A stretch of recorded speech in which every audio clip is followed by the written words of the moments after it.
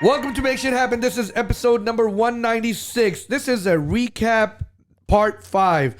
Guys, in this episode, I talk about some of my previous guests who have been on the show and just do a little recap, go through what these people had said.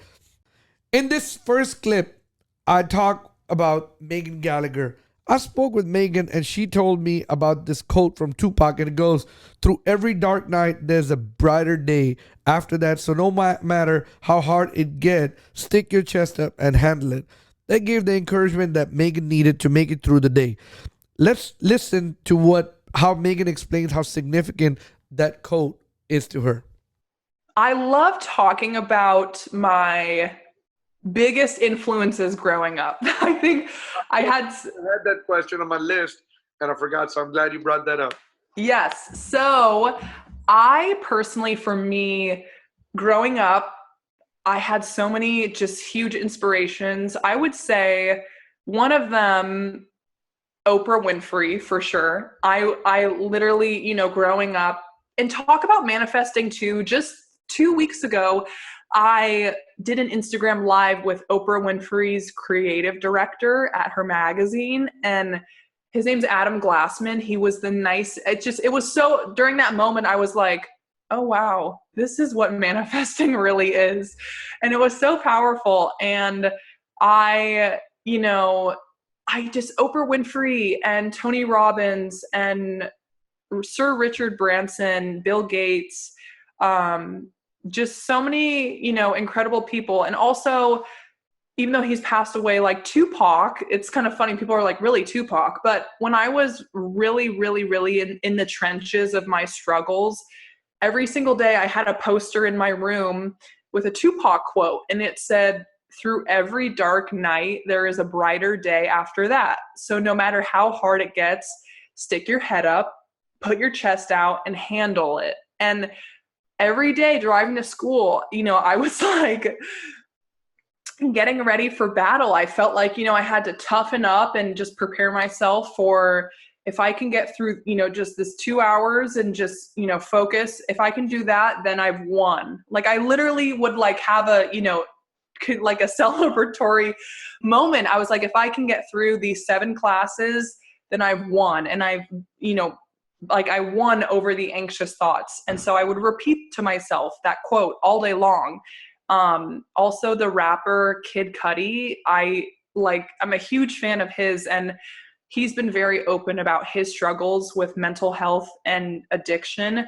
But for me, and one of my dreams is to meet him, and just all I want is just to tell him how much his song, Soundtrack to My Life, it literally changed my life. There's a lyric in the song where it says, "I've got issues that no one can see." Like I've got some issues that nobody can see, and all of these emotions are pouring out of me. And I will never forget how many times, when I felt like I was feeling anxious and I couldn't put like a label on what I was feeling, and I felt like I couldn't explain myself. That lyric, it just took the words out of my mouth, and that I was like, oh, someone understands how I'm feeling. Like I have all of these emotions and feelings, but no one can see it. And it feels so. The rapper Kid Cudi, his music really, really, really positively changed my life. That's awesome. Now, so you said Oprah Winfrey, Tony Robbins. I'm assuming you're a big Tony Robbins fan. I'm a huge Tony Robbins fan. I feel like I'm getting closer to meeting him because I've been to his events. I know people who know him, and it's just getting more connected. But I really resonate with a lot of what Tony says, and he's been through very traumatic, challenging, hard times. And you don't meet many people that have turned such a traumatic childhood into such a positive thing. You really don't. And he gives back so much. And I love how he is helping end hunger in America, and he donates. He's awesome. Yeah, hunger around the world. Yeah. Guys, I hope you liked this little clip that I played with Megan Gallagher. The next one that I'm going to play is with Robert Dusty Staubs. And in this clip, he talks about love and how it's very important that you love yourself first before you can love anyone or anything else. Let's listen to this clip with Dusty about love and how he applies that in his life. Take the time to know who you are, commit to a core sense of purpose and meaning in your life. That's the storm anchor that'll get you through everything. Second, access your heart. Listen to your heart. Your heart is the integrated center, and there's an intelligence in the heart that's greater than the intelligence in the brain. It is about connection, collaboration. It's about humility. It is about courage. And courage is really center to everything. And understand the different acts of courage. And here they are. I've laid those out. And then I'd say the third thing is that love is the key. If you're going to be on your deathbed, you're going to look back. It's not going to be all the things you accomplished. It'll be how much did you love? How deeply did you live? How fully did you commit to being your best self? Those would be the things I would say. Thank you. Tell us a little bit about love, a little bit more, if you don't mind. You don't ask easy questions, Sam. Love is that capacity to put someone else's needs and interests ahead of your own because of you care. When a baby is born, when I held all three of my children, when I look at them, I would give my life for them. For my wife, I'd give my life for her. So love is that capacity to really make others as important or more important than your own well-being at the moment. And it is self-love is the ability to really appreciate yourself, all your flaws, all your imperfections, who you are, and to be at peace with yourself, to know that you care about yourself, you love yourself, that you're going to be imperfect, that you're going to learn, you can improve. You have, from that, you find the courage to step out, you find the courage to listen non-defensively, you find the courage to confront issues and challenges. So for me, there's self-love is really central, and you can't love anyone else truly until you know how to love yourself.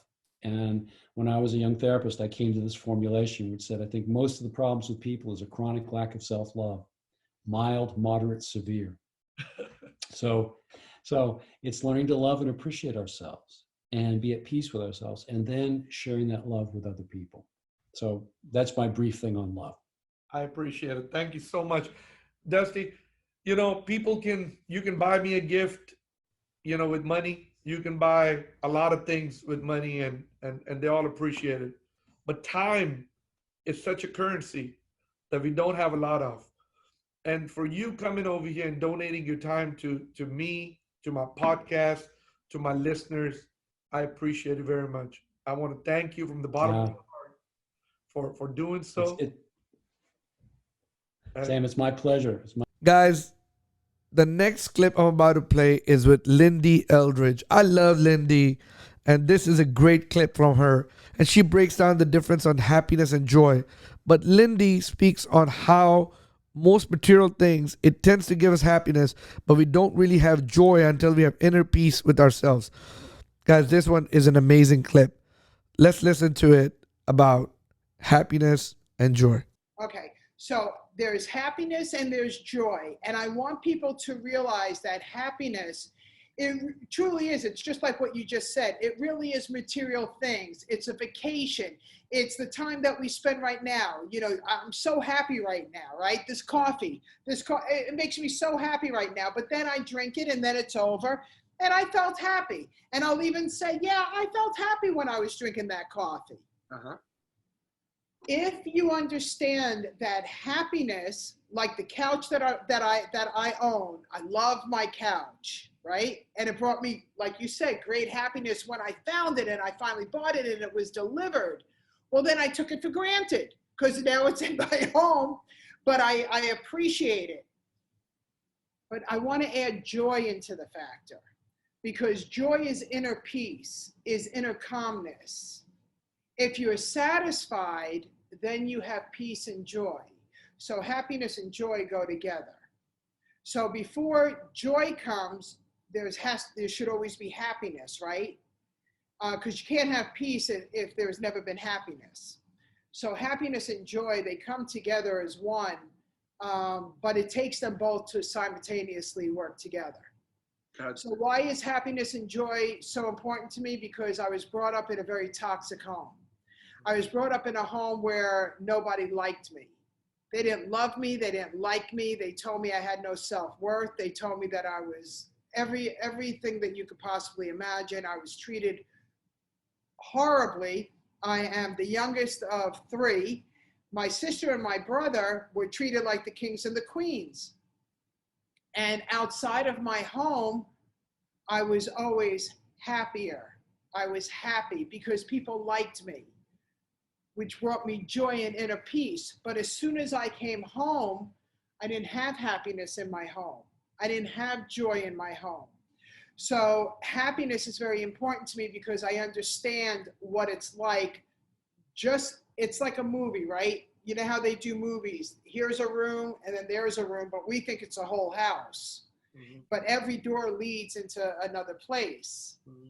So happiness is very important to me because I believe that no matter where you are entitled to be happy and to bring joy into your life. If it is not there, then it's up to you. It's your responsibility to leave that space and understand what it's like to fall back into like and love with you. Does that make sense? Yeah, definitely. My next guest that I'm about to play a clip for was Doug Dillard. In this clip, I sit with Doug and he speaks on money and how it's not important as it seems. Doug's give a great scenario on why money isn't something you should judge a person on or by.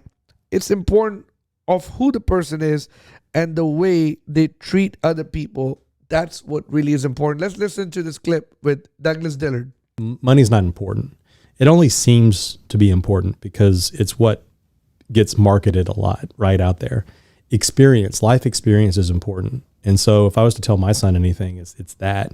The money is a byproduct of success. And for most people, that's their most important view of the world. But if the world economy ended tomorrow, money would be useless. The only thing that would be useful is the experience that you've gained of living your life and being useful to one another, right? If the world ended tomorrow, I still know what I know, right? And that no one can take that away from me. The money, though, becomes useless at that point. And having a fancy car doesn't really matter, right? So for me, the money comes with success, but it shouldn't be your first focus. In fact, it should probably be number 7 or 8 on the list. You got to live, but you know, the experience of living life and picking up those things are more important.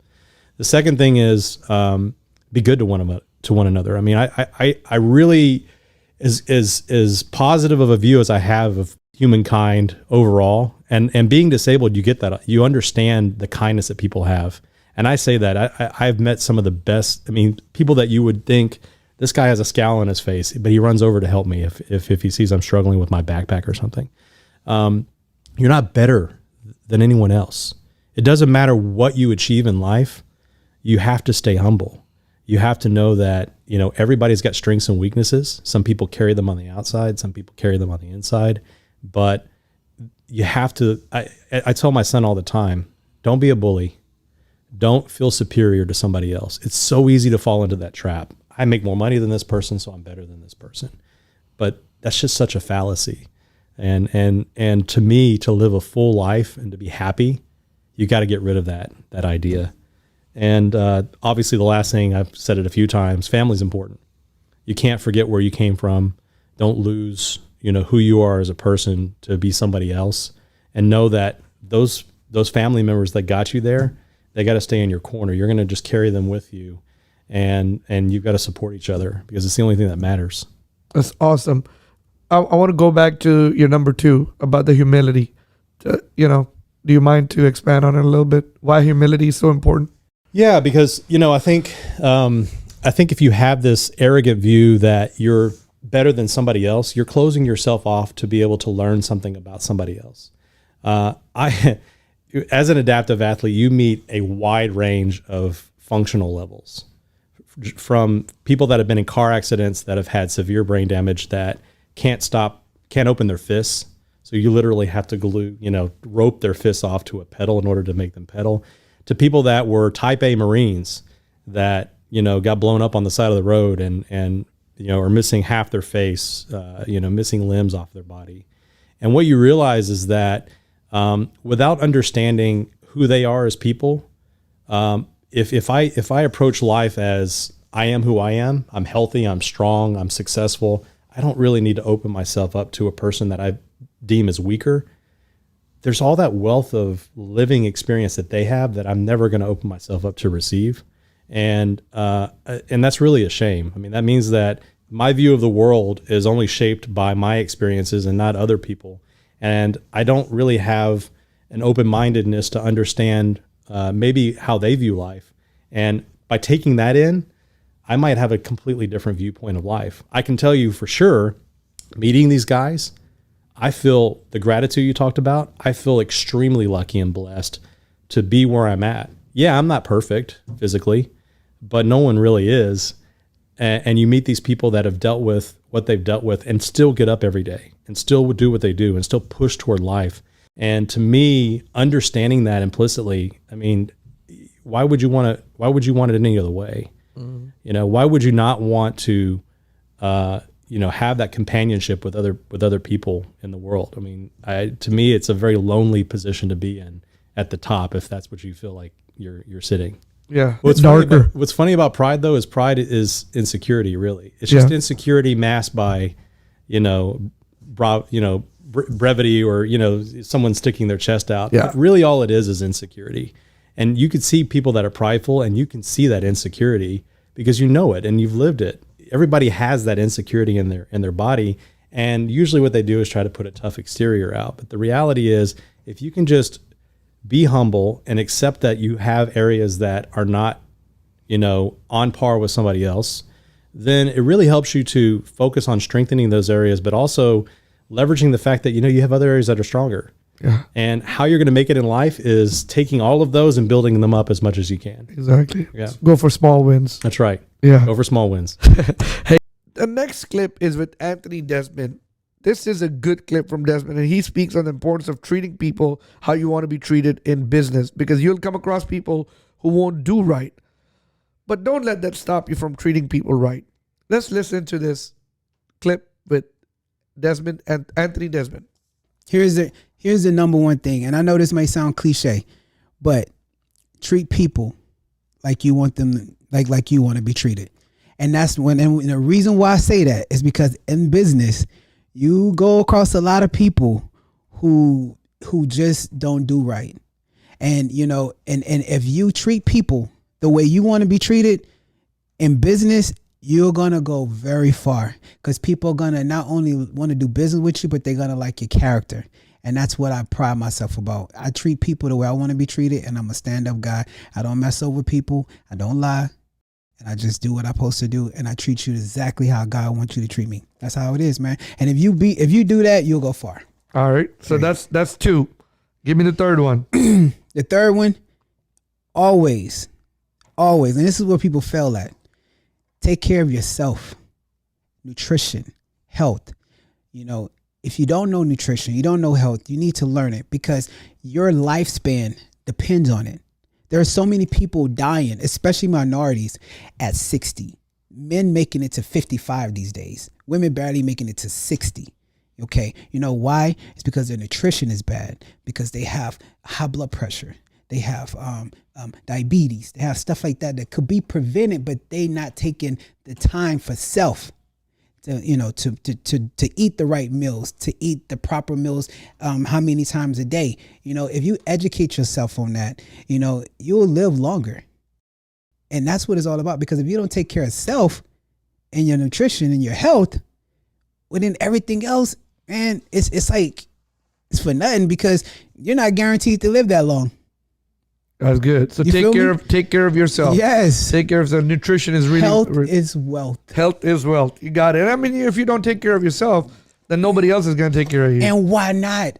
Because it's not it's not 1856 where you know nothing. Nowadays you have apps that would actually tell you what to eat, how to eat. But you know what? You can't be lazy with self. And so many people, they lazy with their own self. They don't want to do what's right. Gotcha. And Man, that's a great message. I Yeah. love that one. Take care of yourself. Take care of yourself. One last question that I ask a lot of people, before you leave. What is your perception, or what is your thinking about humility? Why is humility important? Why is it important? And how do you Humility? You meaning like be humble? Wow. Yeah, you definitely got to be humble. You got to be humble, because being humble will motivate others to give you. That's another thing. I'm glad you brought that up. That's another way I live. I'm humble.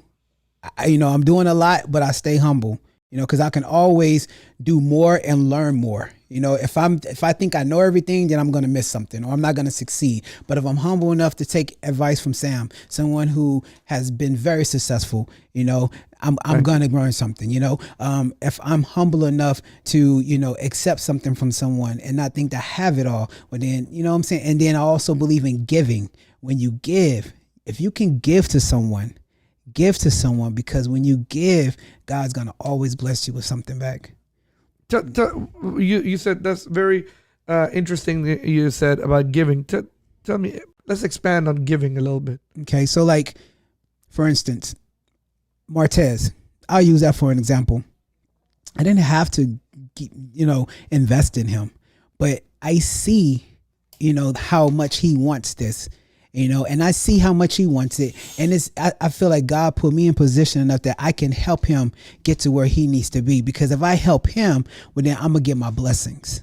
I know a lot of people pass the bums up on the street or bums at the station. But hey, if you have it, just give it to them. You never know what's in store for you. You know what I mean? So always give. I'm always giving free advice. I'm always training for a lesser price. I'm always giving, because not that I really do it because I want to receive something, but I know that if I do give, nothing but goodness can come to me. Or in your religion, I mean, they stress a lot about giving. That, yes. Uh-huh. But I've always been like that anyway, though. Yeah. Because I like to be a nice person. And Islam stresses a lot about it. Yeah. It's a thing, but it makes you at peace.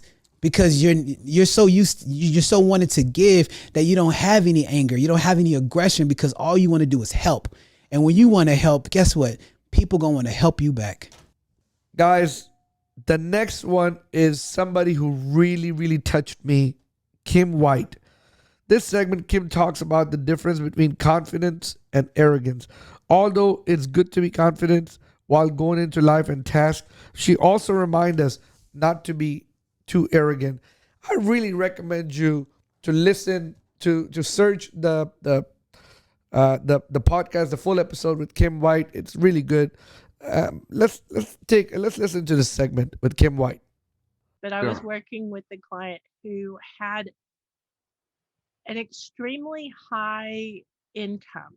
Like the revenue was extremely high, but they were headed for a really bad train wreck, is what I would want to call it, because they were turning a blind eye to some things that were causing them trouble. And it was from arrogance and pride. They could not accept the fact that they had set something up that was not going to be the best thing ever. And so their pride cost them their business. Their pride literally, in the end, cost them everything, because they just could not accept that it was them that was the problem. And it makes me so sad, because they impacted a lot of families by laying off people and doing things that it wasn't necessary.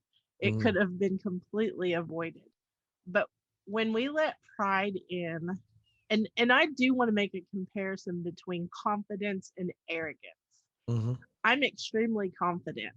I'm confident in the fact that I can figure out something. I'm confident in the fact that I can survive things. I've done that. I'm confident in my abilities, but I'm always willing to learn.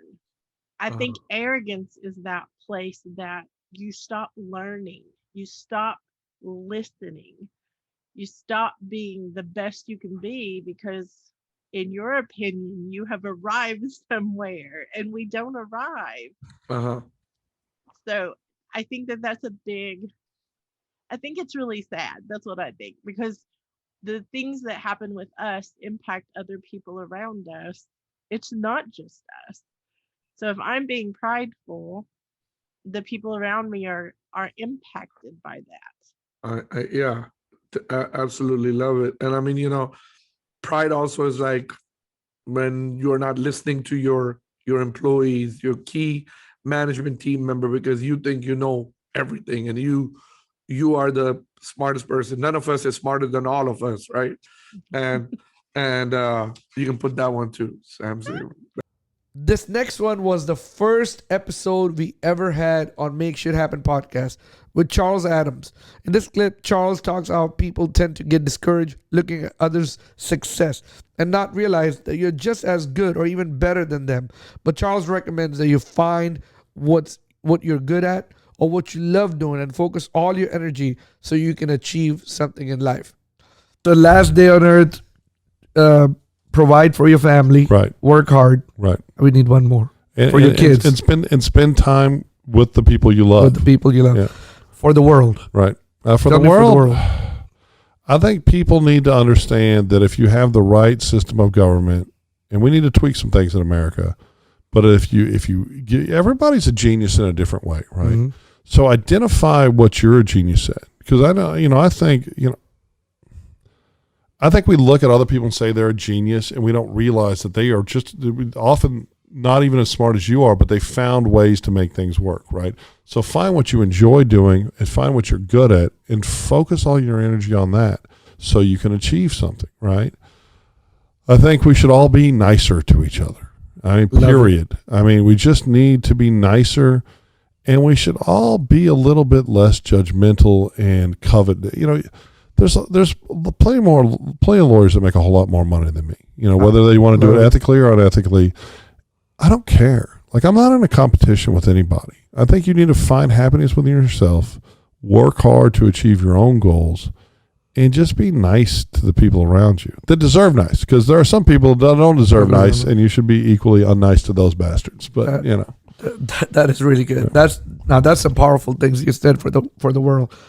You keep saying work hard. Before I let you go, I got to ask you. You've said that maybe about 10 times. Right. Work hard, maybe more. Why working hard is so important? I think because when I was a young person, like when I was a kid, I was always did very, very well on standardized tests, like perfect. Okay, that was one of my strength. Like I could destroy an SAT or an ACT or an ITBS or whatever. But I didn't work hard. Like I didn't have a lot of structure. I was the kid that would have 100 test average and like a 30 homework average, right? Because my parents were divorced. My mom worked all the time and, just trying to provide for us. And wonderful mom. But I had a lot of free time, a lot of focus. I started drinking and smoking weed way younger than I should have. And for a good bit of my life, I was just focused on kind of me and what I wanted to do to have fun. And I never thought what I could achieve if I worked hard. And it really wasn't until not even when my wife got pregnant, but when my daughter was born, that I was like, damn it, I need to stop worrying so much about my own happiness. And I need to start worrying more about how I'm going to get things done. And then when I stopped worrying so much about my own happiness and started worrying more about achievement and hard work, it made me far happier, right? And I think that when you bust your ass and you achieve the goals that you set out for yourself, you're going to be a lot happier than if you just went to the club or the bar, had a drink or whatever. And I think that hard work is the most important thing. I mean, especially if you have a family. Guys, I hope you enjoyed all these clips that I played from my previous guest. This was part 5 of all the recaps on Make Shit Happen. I hope you enjoyed it. I hope you liked it. I hope you got some value out of it. Now, if you listen to this podcast on Apple Podcasts, please subscribe us, please rate us and review us. And let's go out there and make shit happen.